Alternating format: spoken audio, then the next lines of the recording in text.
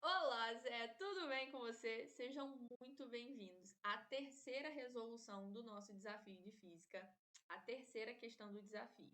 Temos aí mais 12 questões pela frente, mas a gente vai, dia por dia a gente está aqui resolvendo. Ó, a questão de hoje foi uma questão tranquila sobre ondulatória, e que é um tema geralmente muito tranquilo no Enem. As questões de ondulatória, elas são cobradas de uma forma fácil na maioria das vezes. Então, é um modelo de questão que dá para resolver rápido e sem ficar com muita dificuldade, sem muita dúvida na hora de resolver. Vamos lá, que eu vou resolver a questão com vocês e vou explicar um pouquinho mais também. Então, olha só, Zé, logo de cara, quando você olha para a questão, você já consegue ver que tem uma figura com ondas. E ainda mais escrito aqui, né? Espectro eletromagnético. Então, só de olhar para essa figura, você já começa a desconfiar que tem alguma coisa de ondulatória. Porque você vê aqui o nome de algumas ondas, né? Então, já começa a pensar em ondulatória. Além disso, só de passar o olho no enunciado, você consegue ver que tem aqui uma velocidade. E aí, se tu for malandro, tu já percebe que é a velocidade da luz, 3 vezes 10 elevado a 8 metros por segundo. Então já te dá uma dica. Se tu continuar olhando mais um pouquinho, você vai ver que aqui no cantinho tem uma frequência. Cara, frequência, velocidade, ondulatória. Qual equação que te lembra essas coisas aqui? A equação fundamental da ondulatória, né? V é igual a lambda vezes F. Essa é a primeira equação que tem que vir na sua cabeça, porque ela é a equação fundamental da ondulatória, então a gente sempre vai usar ela nessa parte da matéria. E aí, se tu bater o olho nas respostas, você vai ver que ele está querendo que você identifique qual é a onda para acontecer alguma coisa aí na questão. Uma coisa que ele vai falar. Agora sim, que você tem uma noção já do que é, vamos ler. Porque aí você já não está perdido totalmente. Você já tem a noção mais ou menos do que vai ser. Então vamos ler, ó. Pesquisadores desenvolveram um tipo de receptor solar feito de vidro. Quando colocado na janela, o dispositivo é capaz de captar frequências da ordem de 10 elevado a 13 Hz, proveniente da luz solar, e transformá-la em eletricidade. De acordo com um dos coordenadores, o objetivo é criar uma técnica de concentração da luz solar que permita que os receptores fiquem 100% transparentes. As ondas provenientes do Sol se movem com uma velocidade de 3 vezes 10 elevado a 8 metros por segundo no vácuo e podem ser classificadas com base no espectro eletromagnético encontrado a seguir. O espectro eletromagnético, Zé, se você prestar atenção nele, ele está te dando o tipo de radiação e o comprimento de onda dessa radiação. Então, aqui você tem mais ou menos a ordem de grandeza, né, do comprimento de onda de cada radiação descrita aqui em cima, beleza? Aí ele te pergunta assim, ó, a radiação que é convertida em energia elétrica pelo receptor está na faixa do espectro eletromagnético associado ao, e aí ele quer que você identifique aqui qual que vai ser essa radiação. Vamos lá, Zé, se tu entendeu bem a questão, você vai parar para pensar o seguinte, peraí, ele vai pegar a luz do sol e uma parte da energia dessa luz solar vai ser transformada em energia elétrica, beleza? Então, se ele vai pegar do sol, você concorda comigo que você já pode descartar a letra E, que são as ondas de rádio, já pode descartar a letra D, que é os raios X, e já pode descartar a letra B, que são os raios gama. Porque me responde uma coisa, Zé, do sol vem raio X? Vem raio gama? Vem as ondas de rádio? Vem micro-ondas? Nem tem opção micro-ondas, mas se você olhar aqui no desenho, tem as micro-ondas aqui, né? Vê as micro-ondas? Não, toda essa parte de radiação, ela fica barrada lá na camada de ozônio. Então, o Sol, ele emite essas radiações, mas não chegam até a Terra. Então, o seu receptor ali, que vai receber a luz solar, não precisa se preocupar com essa parte da radiação, porque todas elas são barradas lá pela camada de ozônio. Então, não chega até a gente. As únicas opções que você tem é a opção do infravermelho e do ultravioleta. São as duas possíveis para você marcar. E vou te dar uma dica, Zé.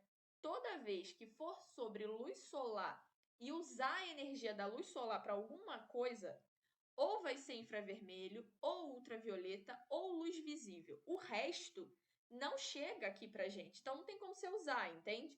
Então vai ficar entre essas três. Vamos resolver? Vamos. Como que você vai achar? Cara, eu preciso achar o comprimento de onda.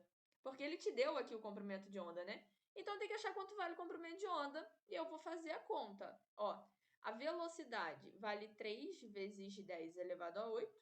O comprimento de onda eu quero descobrir e a frequência é 10 elevado a 13. Então, o comprimento de onda acaba ficando valendo aí 3 vezes 10 elevado a 8, dividido para 10 elevado a 13. 3 dividido para 1, isso vai dar 3, vezes 10 elevado a 8 menos 13, né? Porque como aqui embaixo o 13 é positivo, ele vai subir negativo. E aí você vai ficar com 8 menos 13. E aí isso aqui vai dar menos 5 metros. Então, repara que o comprimento de onda está aqui, ó, nessa ordem de grandeza, de 10 elevado a menos 5. Isso aqui está em qual faixa? Aqui, ó, está na faixa do infravermelho. Então, a resposta é a letra A, porque o comprimento de onda está batendo exatamente aqui, ó, no infravermelho. Zé, uma outra coisa que você pode levar em consideração também é você pensar o seguinte: na luz solar, o que chega com maior intensidade é infravermelho e luz visível. O ultravioleta, ele chega através do sol, tanto que nossa pele, ela queima, nossa pele muda de cor, você fica bronzeada, fica queimadinha e também tem um câncer de pele por causa da radiação ultravioleta. Só que essa radiação ela chega com bem menos intensidade do que o infravermelho e a luz solar. O ultravioleta, uma parte dele é barrado lá na camada de ozônio e não chega na Terra. Então, a parte que chega é uma parte suficiente para queimar a nossa pele, para gerar danos na nossa pele, como um câncer de pele, mas para isso acontecer, você tem que ficar exposto ao sol por muito tempo. Isso por quê? Porque a intensidade da radiação ultravioleta é bem menor comparado com o infravermelho e a luz visível. Então, geralmente, nessas questões em que se precisa usar a energia do sol para transformar em uma outra energia, para de repente aquecer alguma coisa, para usar o calor da luz solar e tal, geralmente vai estar associada ao infravermelho. Não é que uma resposta sempre vai ser essa, sempre é assim, não é isso? Mas assim, tu desconfia, entendeu? Você já chega ali tendo uma noção que pode ser ali o infravermelho, o mais provável é o infravermelho. E aí você resolve o restante da questão para já ter uma ideia, tá? Uma outra coisa sobre o espectro eletromagnético que é legal de comentar aqui com vocês, que é o seguinte, né? Zé, a nossa equação V igual a lambda vezes F é a equação que você acompanha aí todo o espectro eletromagnético, né? Então, a velocidade da luz para todas as ondas, todas as radiações, a velocidade é a mesma, que é essa daqui que ele deu, ó, 3 vezes 10 elevado a 8. Então, observa comigo que a radiação que tem a maior frequência vai ter o menor comprimento de onda.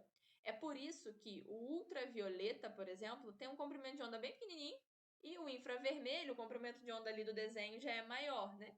Por quê? O ultravioleta tem um comprimento de onda bem pequeno, porque a frequência dele é muito alta. Então, o ultravioleta é uma radiação de alta frequência. Por isso, o comprimento de onda dele é bem pequenininho.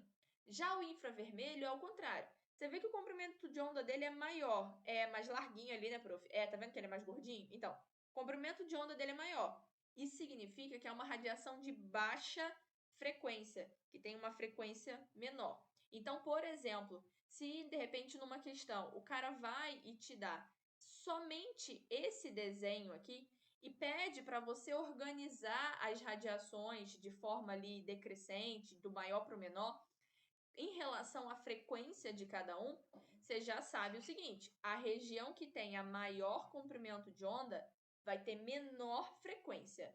Essa região que tem menor comprimento de onda tem a maior frequência, porque são grandezas inversamente proporcionais. Para tu tirar a prova real, para tu não ficar na dúvida, só você fazer isso aqui, ó, Zé, essa equaçãozinha aqui do lado.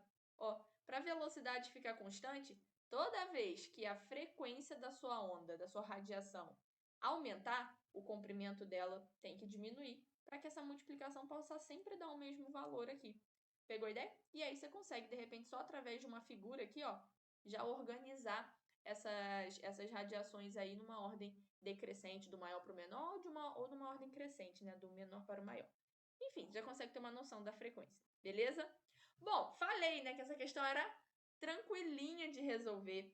Geralmente as questões de ondulatória são umas questões mais tranquilas de resolver no Enem, de ter alguma figura que você consiga resolver ali rapidinho e aí tu já garante um acerto na prova, principalmente por ser uma questão fácil, né, Zé? Essa foi a resolução de hoje. Espero que você tenha entendido. Zé, qualquer dúvida pode deixar no comentário aqui embaixo que eu vejo, tá? E amanhã eu espero você novamente para a próxima questão. 7 horas da manhã a questão vai estar lá no grupo, viu? Um beijo e até amanhã.